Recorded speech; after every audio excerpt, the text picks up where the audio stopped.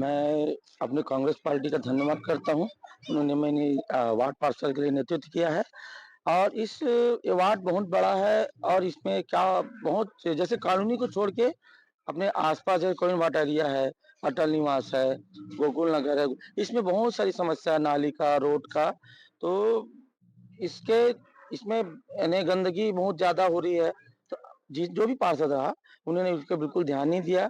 हम अगर वार्ड पार्षद बनते सबसे पहले हमारे श्रम एरिया के जितने भी हैं, उनके भाइयों लोग का सहयोग करेंगे और उनका विशेष ध्यान देंगे। जो हमारे वार्ड से के लिए जो पैसा अर्जित होगा, हम उनको दिखाएँगे और किस वार्ड में जितना विकास करना है, फिर उनके ऊपर बात चर्चा करके हम उस पार्षद पैसे को निधि को वार्ड में लगाएँगे।